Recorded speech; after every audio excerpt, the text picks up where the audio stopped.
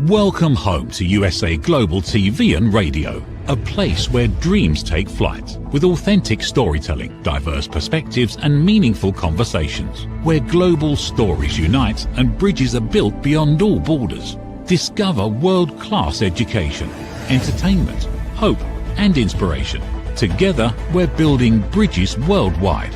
Subscribe to our channel, USA Global TV. Download our app, USA Global TV. Be our guest or join our team. Visit usaglobaltv.com. Thanks to our founder and executive producer, Dr. Jacalyn Kerbeck. Music score by Yeffy Tang from Cloud Road Music. Voiceover artist Mike Porter. Creative direction by Paul Garcia. USA Global TV and Radio. Your home for global connection. All rights reserved. This video and its contents are the exclusive property of USA Global TV and Radio. Unauthorized use, duplication or redistribution in any form is strictly prohibited.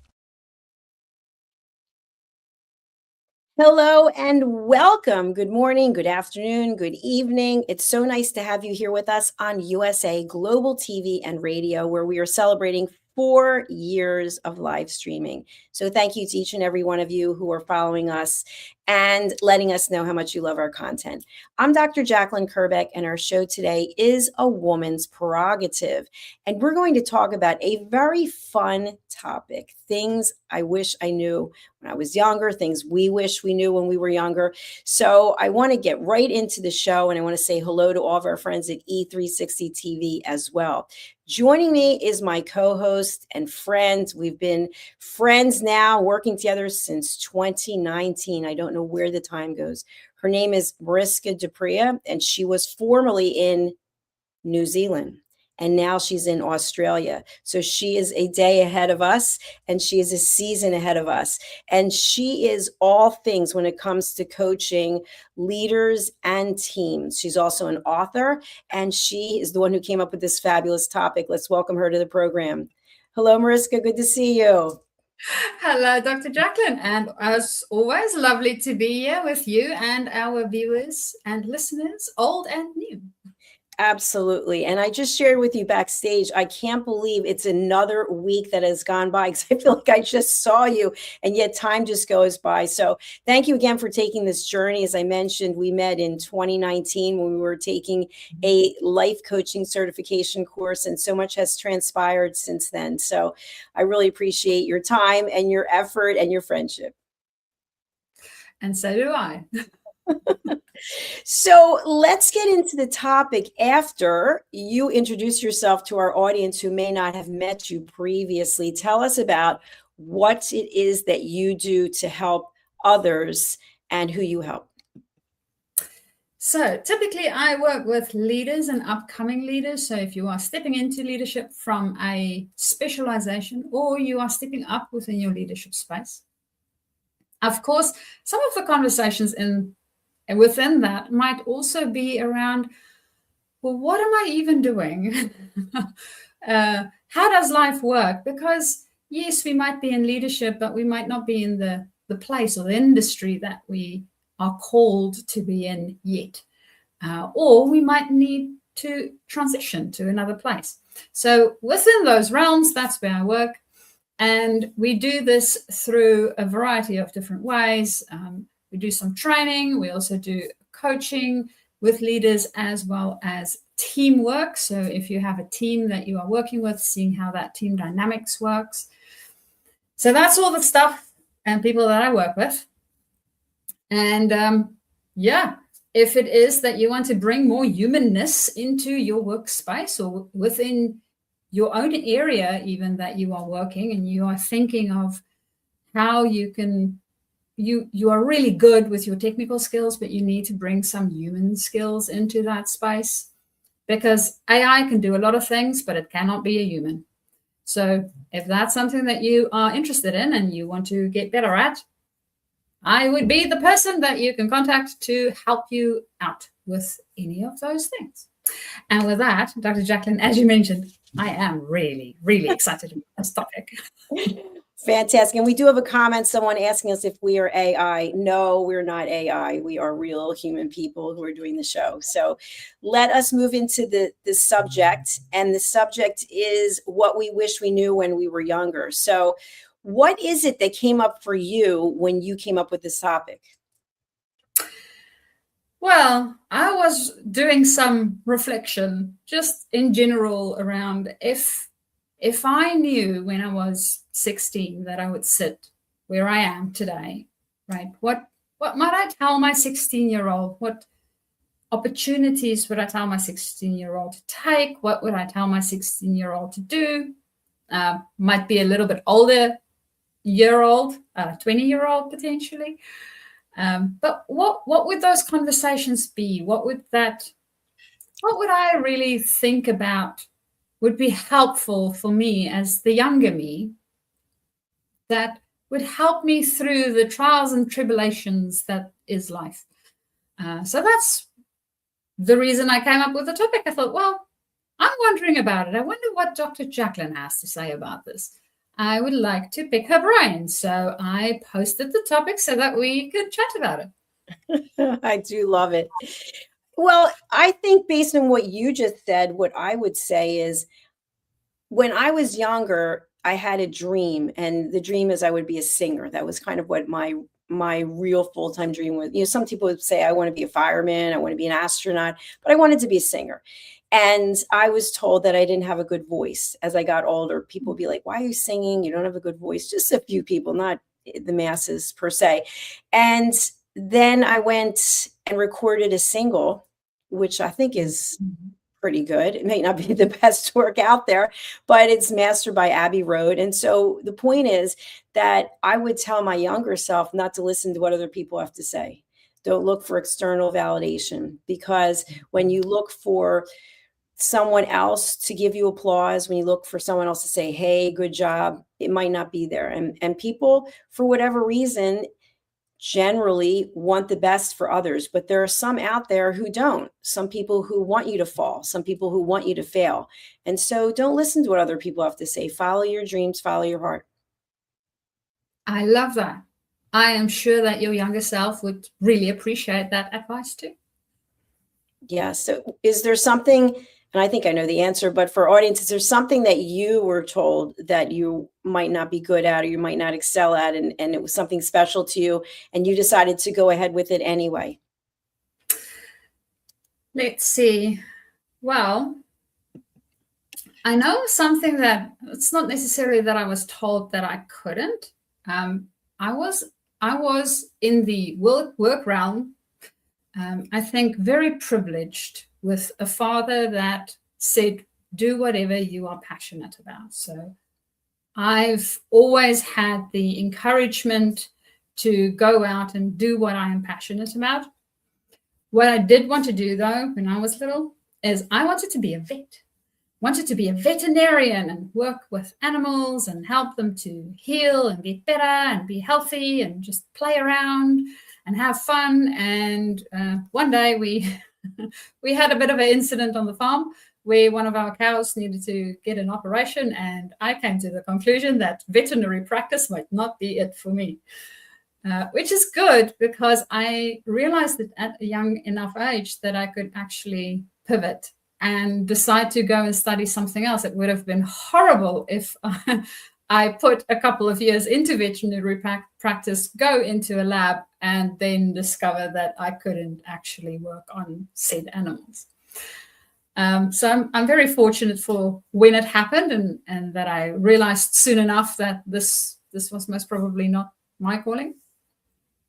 But because my dad was very encouraging around doing what you love to do, I ended up studying engineering. And I know, and this is something that I hear a lot, especially in the engineering field.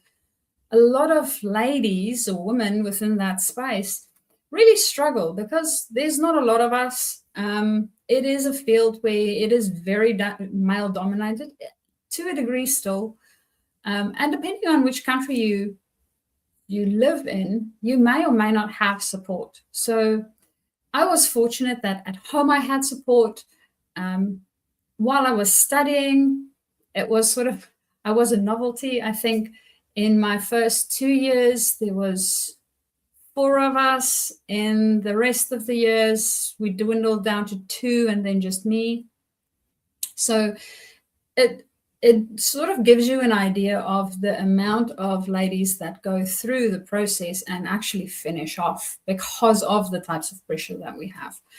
And it was very interesting once I got into the workforce that stuff like restroom facilities, right?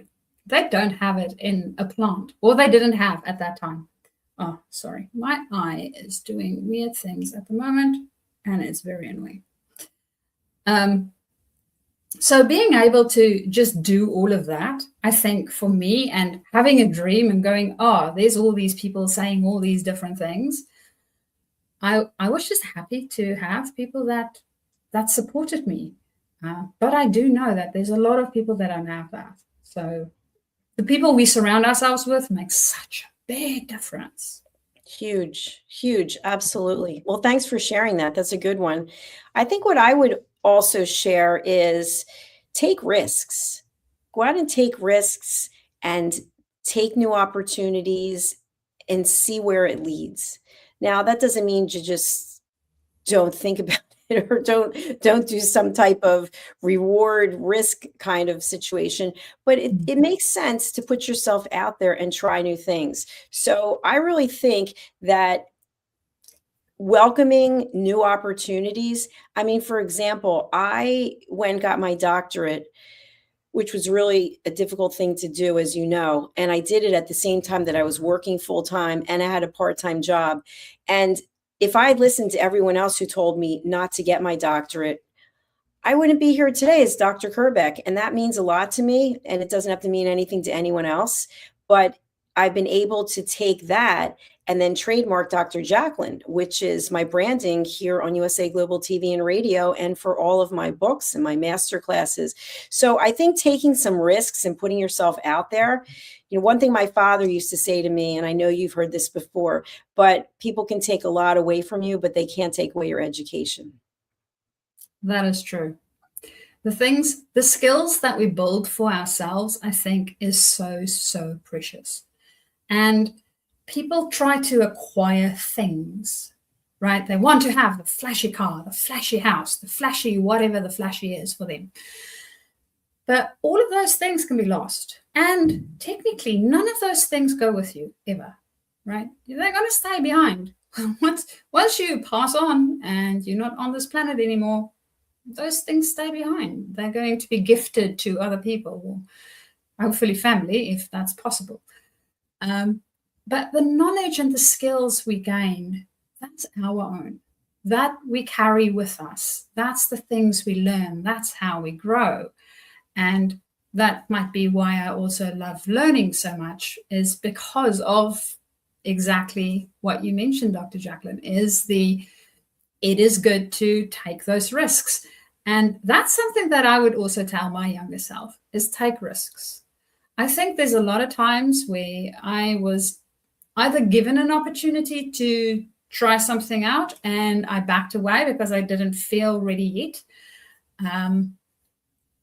Or I just didn't feel, I don't know what it is. Is it a confidence thing? Is it an imposter thing? It might be a variety of different things that got into my head at that point in time. But I really got into my head, right? I got in my own way and didn't step into taking that risk. I had a fascinating conversation with a client the other day, and we spoke about risk and the way that people perceive risk and think about risk. And the biggest thing about risk is thinking about, well, what is it that can happen, right? What can possibly go wrong? Is there any mitigations for that? And am I okay if it goes wrong? Will I be fine with it going wrong? And I think for me, when I was younger, I had a very big thing about failing. It felt detrimental. It felt life-threatening. And over time, I came to the conclusion that it's actually just, if I look at it as an experiment, it's fine. I mean, failing is part of learning.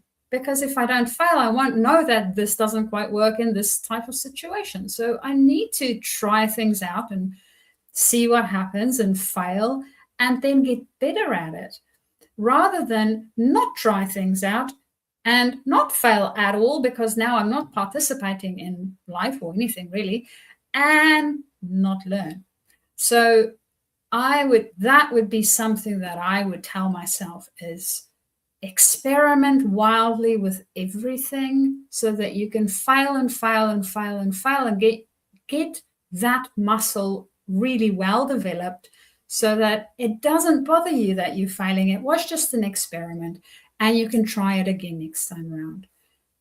I mean, we, of course, want to make sure that the failure isn't detrimental, right? The failure isn't equal to death, physical death, because it's going to take a while for you to try again. But anything else, and that's why we do risk assessments. And I'm sure, Dr. Jacalyn, with the new training that you are doing, you are also going to learn about risk assessments and what it entails to make sure that you mitigate those risks and what's involved in the risks that you might need to take or not take.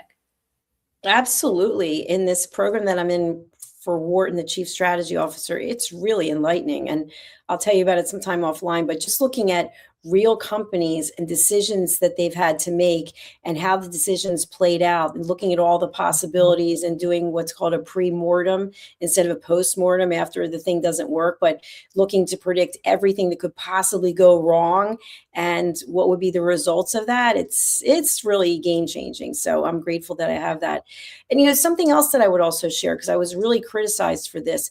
I've done a lot of things part-time, like side gigs, which I absolutely love. My favorite was doing makeovers for Clinique and Chanel and Estee Lauder and Laura Mercier. And it was just so much fun. And who knew I would be using that today? I've got my own little makeup counter set up over there.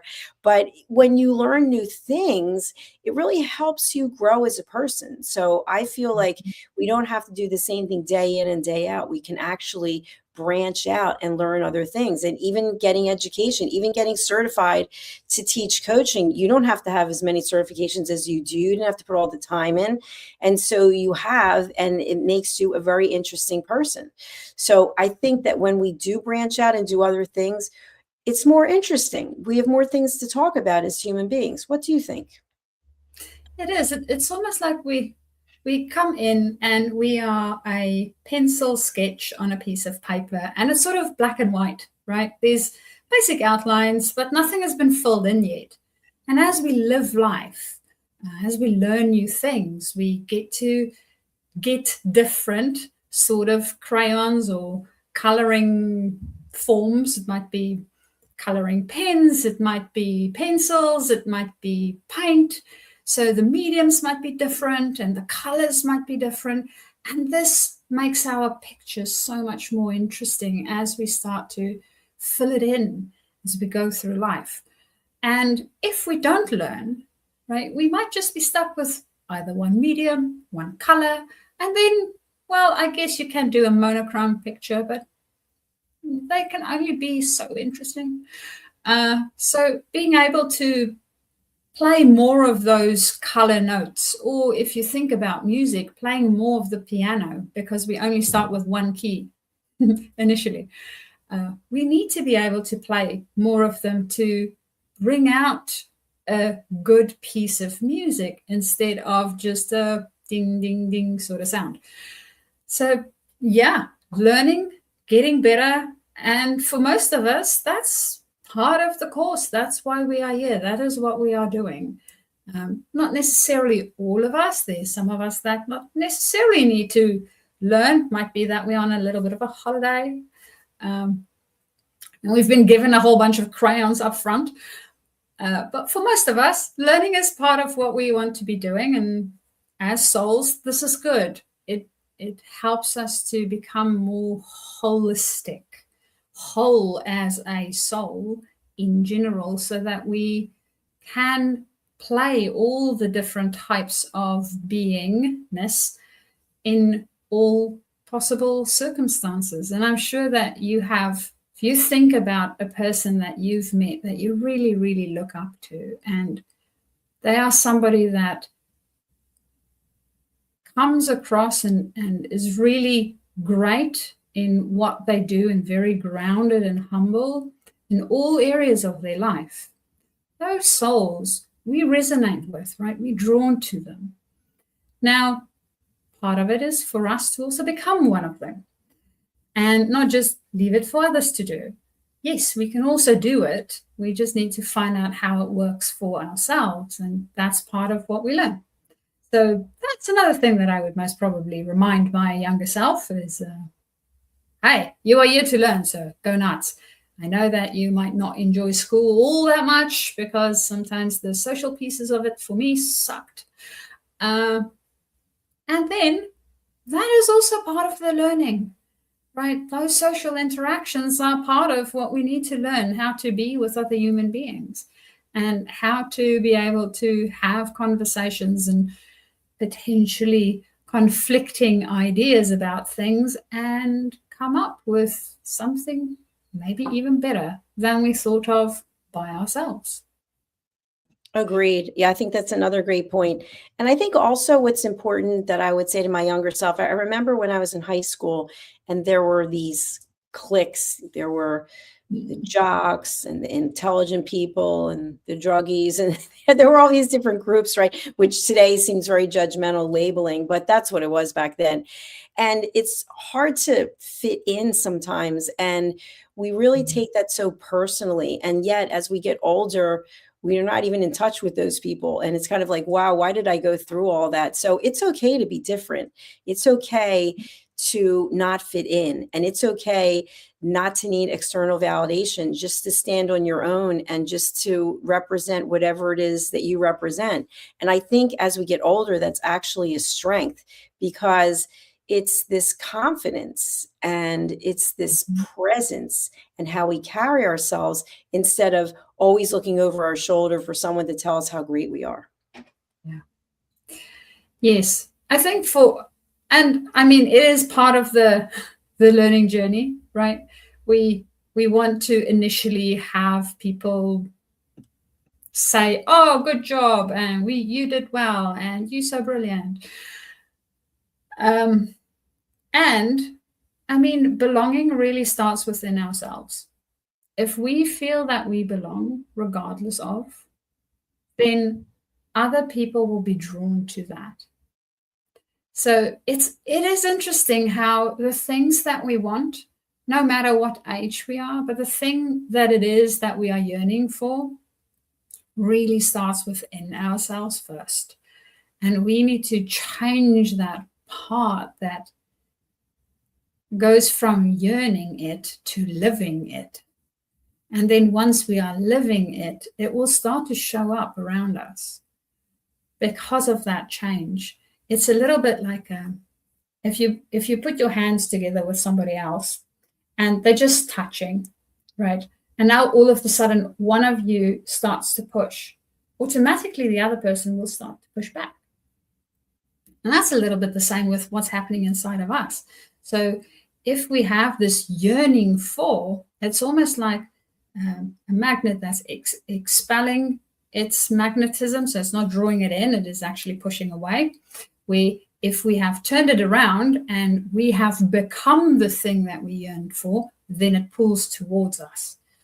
And that's something that maybe my younger self might also be well advised in, is to think about what is it that we are actually emitting into the world, and that yearning that we have, what is behind the yearning, so that I can become it, so I can start to pull it towards me instead of pushing it away from me. So yes, loads of learning I am discovering at the moment. And another thing I would share is whomever it is that we bring into our life as our life partner, which sometimes that's for a day, a week, a year, whatever it might be, make sure they're worthy. Make sure they treat you like you want to be treated. Make sure they respect you. because wasting time with people who don't respect us and who don't treat us well is one of the worst things that can happen for your self-esteem and even for your health. And yet I know myself, I stayed in relationships that were doomed from the beginning. And other young women I see, you know, kind of desperate to settle down. Now, it's interesting, the younger generations, it doesn't seem they're as desperate to settle down, but making a good choice, that someone who's worthy of you, meaning not that you're better than anyone, but that they actually appreciate you, they respect you, and that they have a special place in their heart for you, and their behavior mirrors that. I agree. And it is interesting how it's almost like we go through phases. And at some point, I mean, the younger generation at the moment, they don't want to get married that young, right? But at some point, most probably they want to get married. At some point, they might want to get into a relationship. And understanding that Dr. Jacalyn, what you mentioned, make sure that the person value you. They will only value you as much as you value yourself. And again, it's coming from inside. So if we are down on ourselves, if we are having all of this negative self-talk, the likelihood of us drawing that to us from an external person is increased, right? It's not necessarily a guarantee, but it is increased. So we want to make sure that we are emitting love and compassion and caring for humanity, just as a general concept, and for ourselves, so that we know that when a person steps into our life, we can see the red flags really easily and go, you know what? No, you are not my person. I am not interested.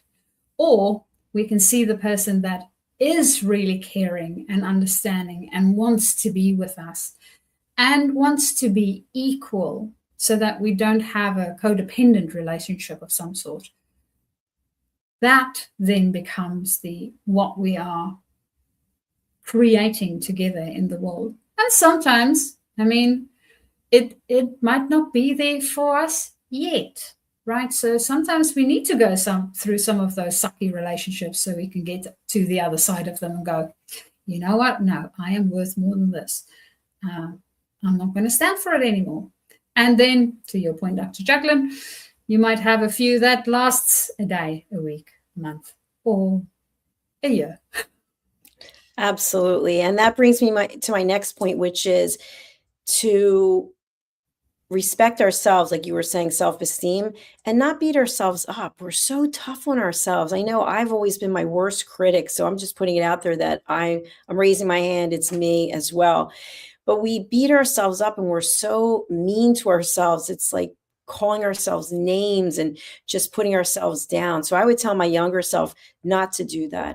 I would say just respect who you are and look at all the good things. And if there are things to work on, sure, take them on, be aware of them, and then make it a point to have a why. If you're going to work on something, what is the why? Because once we forget the why, we typically change our behavior and we go back to what we were doing from the very beginning.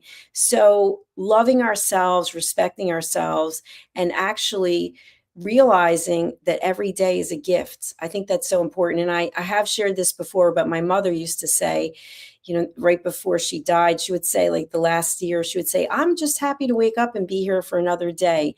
And I used to think that was kind of ridiculous. And I would say that to her. And now I get it. You know, now I really get it. So that was someone who was older, you know, having an influence. So that's what I would say, that every day we're here is a gift and we get a choice of how we want to spend it. So loving and appreciating ourselves, and then having like-minded people who are also appreciative and respectful is really important. Yeah. And that every day is a gift. Really, it's almost like I want it to sink in. It is a gift.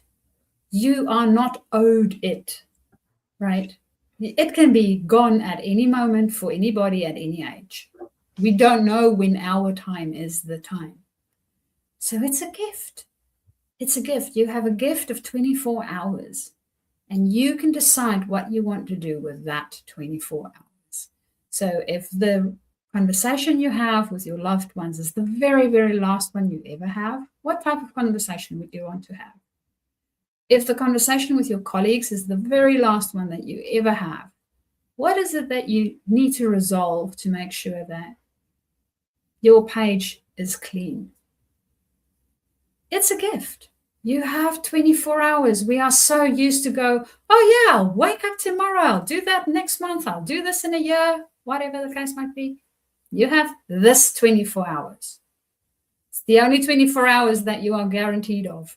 Well, technically, this minute, this very present minute, is the only time that you are guaranteed of. Nothing else, nothing more. So think about that for a bit. Really, really think about that. And then see what it is that you might need to alter or change for yourself and maybe for those around you, so that you can all have a pleasant experience on this planet. Absolutely. And Mariska, I think that we really should talk about the fact that neither one of us had television experience, and here we are years later on TV.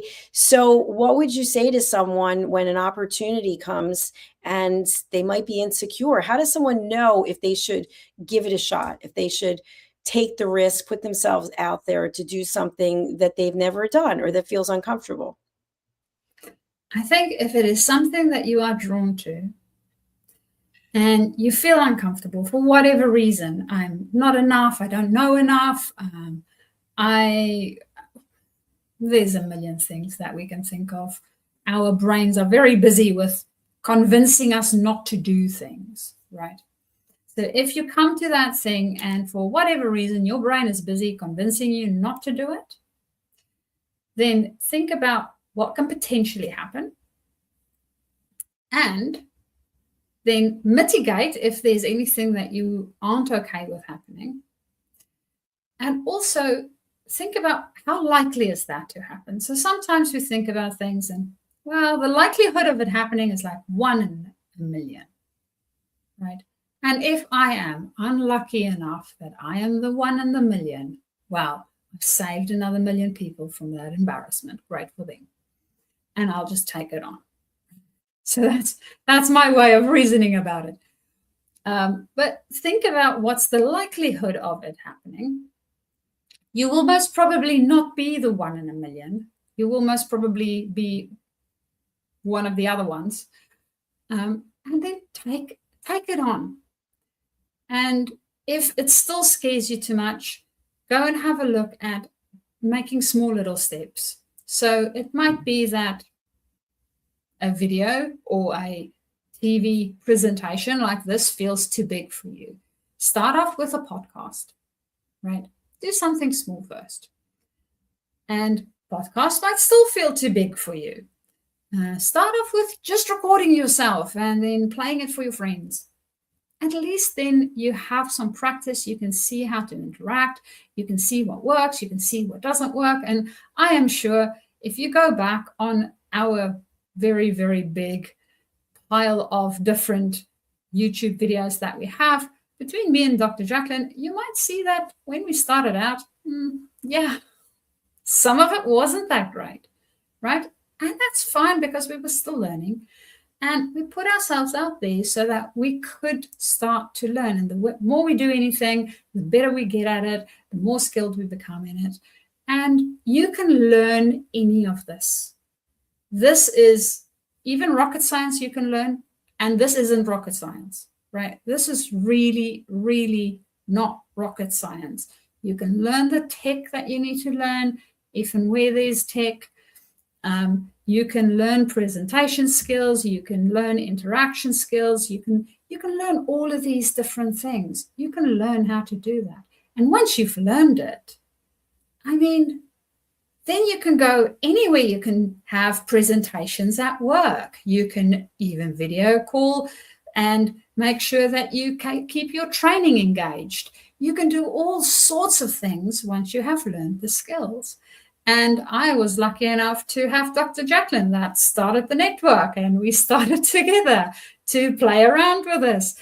And it is never, ever, ever too early to start. So if this is something that you want to do, if it intrigues you even just a little bit, let Dr. Jacalyn know and start your journey so that you can start getting better and better and better at it.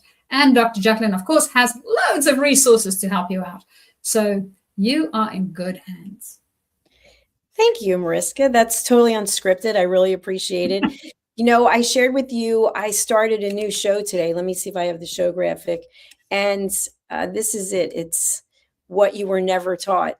And I did it because I really love broadcasting. Like, it's kind of crazy because I already did a number of different shows today, but it really gets into your blood. And I feel like for some of us who we keep coming back, we have more to share. We have more education, and it's actually fun.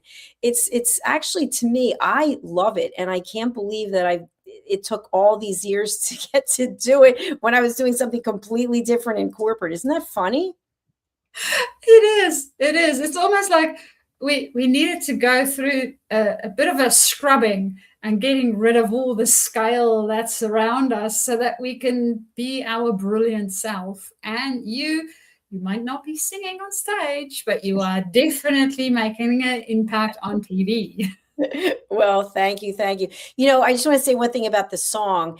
I'm glad that I did it, and I don't have a desire to do any more of it. So it's kind of like one and done, and I put it out there. And if I get royalties of $1, that will be huge. But because I think you get paid 1 cent or something every time. I don't even know, but it's nothing you could ever retire on, believe me. But I did it, and I'm glad that I did it. And so it's kind of out of my system, and I'm on to other things. So that's another thing that I would share with our viewers, that when we're younger, first of all, I remember thinking I was invincible, that nothing was going to take me down. And as you get older, you realize different things do try to take you down. So you have to be prepared for that. But go and follow your dreams. Do something that makes you really happy, that you'll look back when I'm going to be 63 in March. And looking back, I'm kind of like, wow, I can't believe I get to do this. And there are things in my life that were not as much fun, were not as rewarding. The pay isn't that great, but the pay used to be really good, and I wasn't that happy. So I'm really thrilled with where I am today. So that's what I would say to my younger self, is go out there and do things that really make your heart sing. Yes, I am with you on that. I mean, otherwise, why are you doing it, right? Why are you living? Just to keep yourself alive and miserable? That sort of sounds sad. It really, to me, it does. I had a person that worked for me while I was still in corporate myself, and they asked me whether they could start an apprenticeship. And at that stage, my question to them was, why would you like to start this apprenticeship? Because I really wanted to understand. I mean, I don't mind for you to start the apprenticeship. I would happily pay for it. But I want to understand why it's important to you to do the apprenticeship. Because I couldn't really see any passion for that person in that specific type of apprenticeship. And they ummed and ahed a little bit. So I asked them what it is that they would do without any pay whatsoever. And they told me what they would do without any pay whatsoever. And I said, okay, that sounds like a lot of fun. And it also sounds like something that you can actually make a business of. So why, again, my question, why would you want to do this apprenticeship? It doesn't have anything to do with what you just mentioned. And about 2 months after that, the person came to me and handed in their resignation and said, well, I went and I had a look, and there's a couple of courses running for the thing that I'm actually really, really interested in, and I'm going to go and do that. And they were, thank goodness, still very, very young.